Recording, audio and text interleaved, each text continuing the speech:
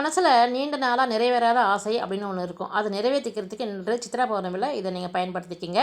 ஒரு புது நோட்டு ஒன்று எடுத்துக்கோங்க. அந்த நோட்டில் நீங்கள் முதல் பக்கத்தில் சித்திரகுப்தர் படியளக்க அப்படின்றத எழுதிடுங்க.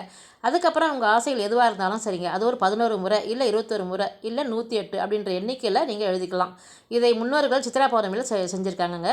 நீங்கள் எழுதும் பொழுது விரிவாக விவரமாக எழுதணுன்ற அவசியம் இல்லைங்க. வீடு கட்டணும், இல்லை விரைவில் திருமணத்திற்கு நகையை சேர்க்கணும், குழந்தைகள் படிப்பில் முன்னேறணும், மனதிற்கு பிடித்த வேலை கிடைக்கணும், இன்டர்வியூவில் வெற்றி பெறணும், இப்படி ஏதாவது உங்களுடைய ஆசைகள் எதுவோ அதை நீங்கள் 11 முறை உங்கள் கைப்பட நீங்கள் எழுதுங்க. எழுதிட்டு அதை ஒரு மஞ்சள் நிற துணி பையில் போட்டு மடித்து பூஜை அறையில் வச்சு வழிபடணுங்க. அந்த காலத்துலலாம் நிறைய மஞ்சள் பை தான் உபயோகப்படுத்தினாங்க. மஞ்சள் நிறம் அப்படின்றது மங்களகரமான நிறம் மட்டும் இல்லைங்க. மஞ்சள் நிற துணி பையில் நீங்கள் இது போல் உங்களுடைய வேண்டுதல்களை எழுதி பூஜை அறையில் வச்சா அது விரைவாக நிறைவேறும் என்கிற சாஸ்திர நம்பிக்கையும் அந்த காலத்தில் உண்டுங்க. பூஜை அறையில் வச்சு நீங்கள் எப்பவும் போல தூப தீபாரத்திலாம் காமிச்சிட்டு அதுக்கும் மஞ்சள் குங்குமம்லாம் கொஞ்சம் வச்சு உங்கள் ஆசைகள் நிறைவேற வரை இந்த பை அப்படியே உங்கள் பூஜை அறையிலேயே நோட்டு புத்தகத்தோடு உங்கள் பேனாவையும் அப்படியே வச்சுருங்க.